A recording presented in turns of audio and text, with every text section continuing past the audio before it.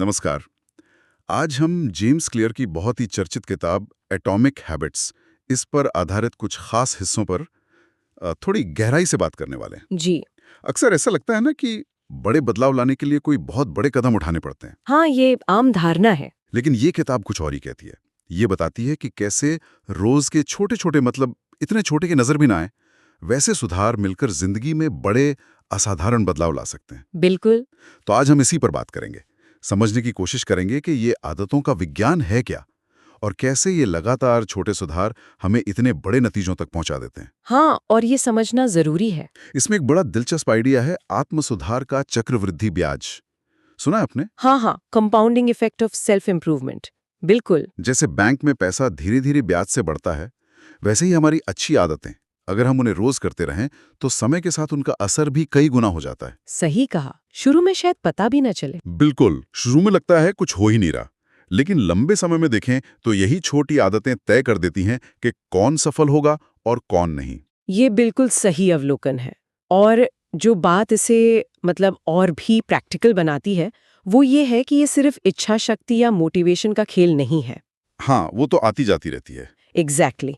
किताब असल में क्या करती है, वो व्यवहार बदलने के 4 बहुत ही सरल एक्शन लेने लायक नियम बताती है, एक फ्रेमवर्क देती है। अच्छा, 4 नियम? हाँ, 4 नियम। ये हमें सिखाते हैं कि कैसे हम अपने आसपास के माहौल को, अपनी प्रतिक्रियाओं को समझें, बदलें और फिर स्थायी आदतें बना लें। ये एक तरह से हमारी आदतों का यूजर मैनुअल जैसा है। User manual? ये अच्छा कहा। तो चलिए फिर शुरू करते हैं, एक एक करके समझते हैं नियमों को। बिल्कुल। पहला नियम है, इसे स्पष्ट बनाएं, मेक इट ऑब्वियस। जी। इसका मतलब हुआ कि किसी भी आदत की शुरुआत होती है एक संकेत से, एक क्यू से। हाँ, एक ट्रिगर। हाँ, ट्रिगर, जो हमारे दिमाग को बताता है कि भाई अब ये काम करना है। बिल्कुल। तो अगर अच्छी आदत डालनी है तो उसका संकेत एकदम साफ आंखों के सामने होना चाहिए। बिल्कुल। किताब में वो उदाहरण था ना कि अगर रात को सोने से पहले पढ़ना है तो किताब तकिए पर ही रख दो। हाँ, कितना सीधा सा विजुअल क्यों है ये। जी। और ये जितना सरल लगता है ना, उतना ही पावरफुल है। हम अक्सर ध्यान ही नहीं देते कि हमारी आदतों के संकेत क्या हैं। जैसे फोन उठाया नहीं कि सोशल मीडिया खोल लिया, या फोन उठाना ही वो संकेत बन गया। हाँ, ये तो होता है। तो अच्छी आदतों के लिए हमें जानबूझकर ऐसे संकेत बनाने पड़ते हैं। पानी ज्यादा पीना है तो डेस्क पर हमेशा पानी की बोतल रखो, भरी हुई। अच्छा। सुबह उठकर वर्कआउट करना है तो रात को ही कपड़े निकालकर सामने रख लो। ये सब क्या है? ये माहौल को अपने पक्ष में करना है। संकेत जितना साफ होगा, आदत शुरू करने में उतनी ही कम दिमागी मशक्कत लगेगी। ये हमारे सबकॉन्शियस मन को धीरे से सही दिशा में धकेलता है। ये तो बड़ी दिलचस्प बात है कि माहौल का इतना बड़ा हाथ है। हम तो सोचते हैं सब अंदर की बात है, इच्छा शक्ति की। इच्छा शक्ति जरूरी है, पर माहौल उसे बहुत सपोर्ट या बाधित कर सकता है। सही है। तो पहला नियम हुआ संकेतों को स्पष्ट करना। अब दूसरा नियम, इसे आकर्षक बनाएं, मेक इट अट्रैक्टिव। जी। अब ये तो स्वाभाविक है, जिन कामों में मजा आता है या जो फायदेमंद लगते हैं उन्हें हम बार बार करना चाहते हैं। बिल्कुल, हमारा दिमाग डोपामाइन रिलीज करता है जब हमें कुछ अच्छा लगता है। तो आदत को आकर्षक कैसे बनाया जाए, खासकर अगर वो थोड़ी बोरिंग हो? इसका एक बहुत अच्छा तरीका है प्रलोभन बंडलिंग, टेम्पटेशन बंडलिंग जिसे कहते हैं। प्रलोभन बंडलिंग, ये क्या होता है? मतलब आप उस काम को जो आप करना चाहते हैं, उसे उस काम के साथ जोड़ दें जो आपको करना चाहिए। अच्छा, उदाहरण? जैसे मान लीजिए किसी को ट्रेडमिल पर दौड़ना बड़ा उबाऊ लगता है। लगता है कई लोगों को। हाँ, लेकिन उन्हें अपना कोई पसंदीदा पॉडकास्ट सुनना बहुत अच्छा लगता है। तो वो ये नियम बना सकते हैं कि भाई पॉडकास्ट तभी सुनेंगे जब ट्रेडमिल पर दौड़ रहे होंगे। ओह, तो दौड़ने का काम अपने आप आकर्षक हो गया क्योंकि उसके साथ मजा जुड़ गया। एग्जैक्टली। दौड़ने का इनाम तुरंत मिल रहा है पॉडकास्ट के रूप में। ये तो बड़ा स्मार्ट तरीका है। लेकिन क्या ये आकर्षण सिर्फ ऐसी व्यक्तिगत पसंद तक ही सीमित है या कुछ और भी है? नहीं, यहाँ पर सामाजिक पहलू बहुत बहुत महत्वपूर्ण हो जाता है। सामाजिक पहलू मतलब हमारे दोस्त, परिवार? हाँ, हम सब सामाजिक प्राणी हैं। हम अपने ग्रुप में, अपनी कम्युनिटी में फिट होना चाहते हैं। हम उन व्यवहारों को अपनाने की कोशिश करते हैं जिन्हें हमारा ग्रुप नॉर्मल मानता है या सराहता है। अच्छा, हाँ, पीयर प्रेशर जैसा कुछ। हाँ, पर पॉजिटिव तरीके से भी। अगर आपके दोस्त, आपके परिवार वाले नियमित रूप से कसरत करते हैं, सेहत का ध्यान रखते हैं, तो आपके लिए भी वैसा करना ज्यादा स्वाभाविक और हाँ, आकर्षक बन जाएगा। इसलिए ऐसे लोगों के साथ जुड़ना जिनके पास वो आदतें हैं जो आप अपनाना चाहते हैं, ये अपनी आदतों को आकर्षक बनाने का एक बहुत शक्तिशाली तरीका है। सही बात है। संगत का असर। बिल्कुल। आकर्षण सिर्फ इनाम से नहीं आता, वो अपनेपन की भावना, सामाजिक स्वीकृति की जो हमारी गहरी मानवीय जरूरत है, उससे भी आता है। आदतें वाकई में संक्रामक होती हैं, अच्छी भी, बुरी भी। ये बात तो बिल्कुल सही है। आसपास के लोग बहुत असर डालते हैं। अच्छा, तो संकेत स्पष्ट हो गया, आदत आकर्षक बन गई। अब आता है तीसरा नियम, इसे आसान बनाएं। Make it easy. जी। मुझे लगता है ये बहुत लोगों के लिए सबसे अहम होगा, क्योंकि अक्सर हम शुरू ही नहीं कर पाते, काम मुश्किल लगता है। बिल्कुल, इंसान का स्वभाव ही है, हम कम से कम मेहनत वाला रास्ता चुनना चाहते हैं, लॉ ऑफ लीस्ट एफर्ट। हाँ। इसलिए अच्छी आदतों को जितना हो सके उतना आसान बनाना जरूरी है। इसमें 2 मिनट का नियम बहुत काम आता है। 2 मिनट का नियम, ये क्या? नियम कहता है कि जब भी कोई नई आदत शुरू करें तो उसे इस तरह से बदलें कि उसे पूरा करने में 2 मिनट से भी कम लगे। 2 मिनट? बस। ये तो बहुत ही कम है। जैसे मान लीजिए रोज योगा करना है, तो 2 मिनट का नियम कहेगा बस योगा मैट बिछा लो। बस मैट बिछाना? हाँ। योगा नहीं? हाँ, शुरुआत में बस इतना ही। देखिए, लक्ष्य ये नहीं है कि पहले दिन ही 1 घंटा योगा कर डालें। लक्ष्य है आदत को शुरू करने की क्रिया को स्थापित करना। अच्छा। अगर आपका लक्ष्य है रोज योगा करना, तो आपकी 2 मिनट की आदत होगी योगा मैट बिछाना। ये इतना आसान है कि इसे ना करने का कोई बहाना ही नहीं बना सकते। हाँ, ये तो है। और एक बार आपने मैट बिछा लिया तो बहुत संभव है कि आप सिर्फ 2 मिनट ना करें, शायद 5-10 मिनट कर लें। लेकिन आपने शुरुआत कर दी, आदत जम गई, धीरे धीरे समय बढ़ा सकते हैं। इसी तरह रोज पढ़ना है, बन सकता है रोज एक पन्ना पढ़ना। रोज दौड़ना है, बन सकता है दौड़ने वाले जूते पहनना। ये जो शुरू करने में हिचक होती है ना, उसे कम कर देता है, फ्रिक्शन कम करता है। ये तो कमाल का है। ये वाकई में बड़ी बाधा को छोटे से करने लायक कदम में बदल देता है। और बुरी आदतों के लिए इसका उल्टा करना होगा फिर। बिल्कुल सही पकड़ा। अच्छी आदतों के रास्ते से रुकावटें हटानी है और बुरी आदतों के रास्ते में रुकावटें खड़ी करनी है। जैसे अगर कोई चिप्स खाना कम करना चाहता है, तो चिप्स को किचन में कहीं ऊपर मुश्किल जगह पर रखे, या खरीदे ही नहीं, घर में रखेगा ही नहीं। हाँ, ये तो है, नजर से दूर, मन से दूर। बिल्कुल। अगर कोई फोन का इस्तेमाल कम करना चाहता है, तो नोटिफिकेशंस बंद कर दे या फोन को दूसरे कमरे में चार्ज करे। जितनी ज्यादा रुकावट होगी, उस बुरी आदत को करने की इच्छा उतनी ही कमजोर पड़ेगी। सीधी सी बात है, आसानी ही एक्शन की कुंजी है। स्पष्ट, आकर्षक, आसान, ये तीनों मिलकर आदत को शुरू करना और जारी रखना आसान बनाते हैं। अब चौथा और आखिरी नियम, इसे संतोषजनक बनाएं। जी, इसका क्या मतलब है? इसका मतलब है कि आदत पूरी करने के बाद हमें किसी तरह का इनाम मिलना चाहिए, कोई संतोष की भावना, और ये जितनी जल्दी मिले उतना अच्छा। तुरंत? हाँ, तुरंत। हमारा दिमाग तत्काल मिलने वाली संतुष्टि पे ज्यादा ध्यान देता है। दिक्कत ये है कि कई अच्छी आदतें जैसे कसरत या हेल्दी खाना, इनका असली फायदा तो बहुत बाद में मिलता है। सही बात है। जबकि बुरी आदतें जैसे सिगरेट पीना या जंक फूड खाना, उनका मजा तुरंत आता है। इसलिए हमें अच्छी आदतों के लिए कोई ना कोई तत्काल संतुष्टि का तरीका खोजना होगा। तो ये तत्काल संतुष्टि कैसे मिलेगी? एक बहुत ही कारगर तरीका है अपनी प्रगति को ट्रैक करना, विजुअली ट्रैक करना। जैसे वो हैबिट ट्रैकर या कैलेंडर? हाँ, बिल्कुल। एक हैबिट ट्रैकर लीजिए।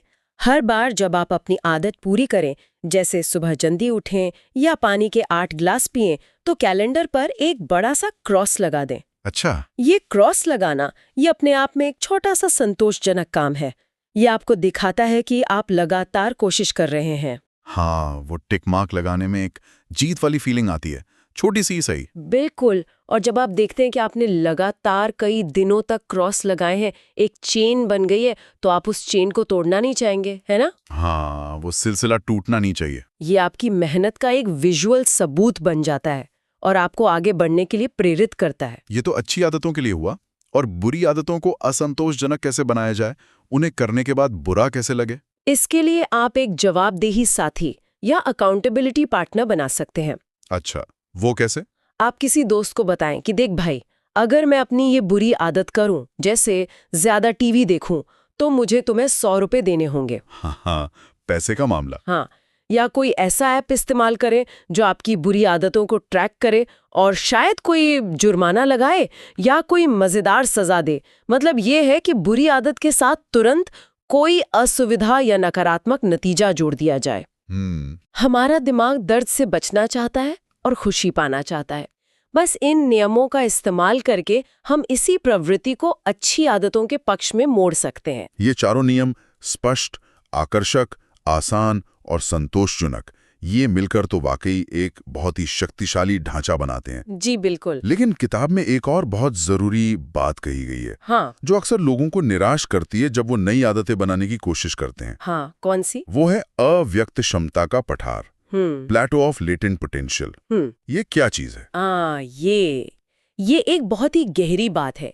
इसका मतलब ये है कि जब हम कोई नई आदत शुरू करते हैं या कोई नया हुनर सीखते हैं, तो अक्सर शुरू के दिनों में या हफ्तों में या महीनों में भी हमें कोई खास प्रगति या नतीजा नजर नहीं आता। बिल्कुल ऐसा ही लगता है। हम मेहनत करते रहते हैं, रोज वो छोटे छोटे कदम उठाते हैं, पर लगता है जैसे कुछ बदल ही नहीं रहा। ये वो पठार है जहां हमारे सारे प्रयास जमा हो रहे होते हैं, लेकिन उनका असर अभी सतह पर दिखना शुरू नहीं हुआ है। इसे समझने के लिए कोई उदाहरण है? हाँ, किताब में बर्फ के पिघलने का बहुत अच्छा उदाहरण दिया है। अच्छा। मान लीजिए एक बर्फ का टुकड़ा है और तापमान है -5 डिग्री सेल्सियस। ठीक है। अब आप धीरे धीरे तापमान बढ़ाना शुरू करते हैं। -4, -3, -2, -1, 0। इस पूरी प्रक्रिया के दौरान क्या होता है? बर्फ तो बर्फ ही रहती है। एग्जैक्टली। बाहर से देखने पर लगता है कुछ भी नहीं बदला, लेकिन जैसे ही तापमान 0 डिग्री से जरा सा ऊपर जाता है, मान लीजिए 0.1 डिग्री, बर्फ पिघलना शुरू हो जाती है। हाँ, तो क्या इसका मतलब ये है कि -5 से 0 डिग्री तक जो तापमान बढ़ाया वो बेकार गया? नहीं, बिल्कुल नहीं, वो जरूरी था। वो सारी ऊर्जा जमा हो रही थी। उस निर्णायक बिंदु तक पहुंचने के लिए वो सारी मेहनत जरूरी थी। अच्छा, तो हमारी आदतें भी ऐसे ही काम करती हैं। हम रोज वो 1% सुधार कर रहे होते हैं, लेकिन नतीजा शायद महीनों बाद अचानक से दिखता है। बिल्कुल। वो छोटे छोटे 1% सुधार वो अदृश्य रूप से जमा होते रहते हैं, कंपाउंड होते रहते हैं, जब तक कि हम एक खास सीमा, एक थ्रेशोल्ड पार नहीं कर लेते, और फिर अचानक हमें बड़ा बदलाव या सफलता नजर आती है। ये समझना बहुत जरूरी है। हाँ, क्योंकि ज्यादातर लोग इसी पठार वाले दौर में निराश हो जाते हैं। उन्हें लगता है मेरी मेहनत बेकार जा रही है, कुछ हो नहीं रहा, और वो कोशिश करना छोड़ देते हैं, जबकि शायद वो सफलता के बहुत करीब होते हैं। बिल्कुल, हो सकता है बस कुछ और दिन या हफ्ते लगते। इसलिए धैर्य और निरंतरता, कंसिस्टेंसी यहाँ सबसे ज्यादा जरूरी है। प्रक्रिया पर भरोसा रखना होगा, भले ही परिणाम तुरंत न दिखें। ये तो वाकई में हिम्मत देता है धैर्य रखने के लिए। और इससे जुड़ी हुई एक और बहुत शक्तिशाली बात है किताब में कि हमें लक्ष्यों यानी गोल्स पर फोकस करने के बजाय अपनी पहचान, अपनी आइडेंटिटी पर फोकस करना चाहिए। हाँ, ये शिफ्ट बहुत महत्वपूर्ण है। ये थोड़ा अलग लगता है। लक्ष्य तो साफ होते हैं, ये करना है, वो पाना है।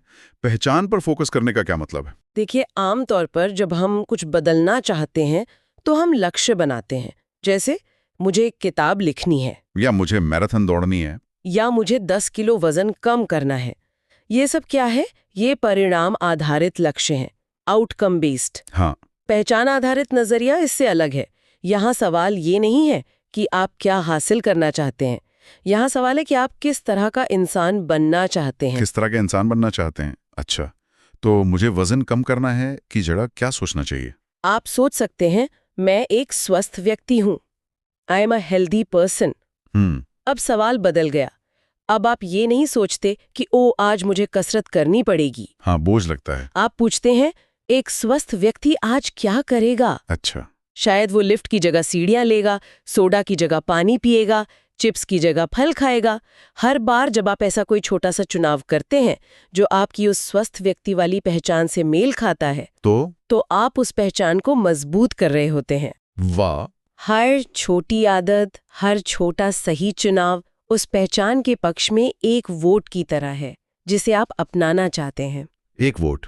हाँ, जब आप रोज लिखते हैं, चाहे सिर्फ एक पैराग्राफ ही क्यों ना हो, आप मैं एक लेखक हूं वाली पहचान के लिए वोट डाल रहे हैं। जब आप रोज गिटार का अभ्यास करते हैं, चाहे 5 मिनट ही सही, आप मैं एक संगीतकार हूं के लिए वोट डाल रहे हैं।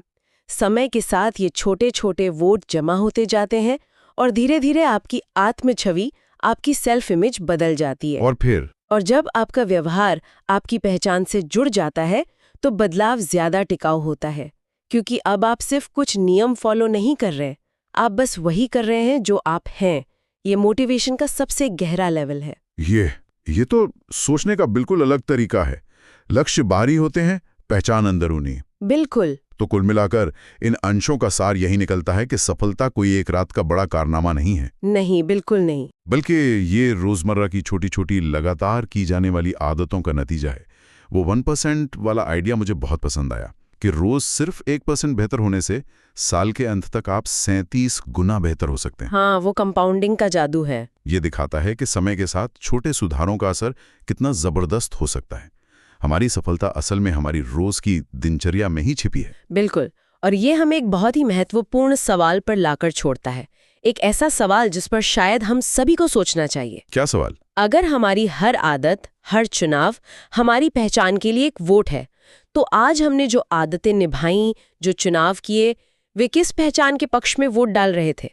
क्या वो उस व्यक्ति का समर्थन कर रहे हैं जो हम सच में बनना चाहते हैं? ये सोचने वाली बात है। हाँ, इस पर विचार करना शायद हमारी अगली छोटी पर महत्वपूर्ण आदत की शुरुआत हो सकता है।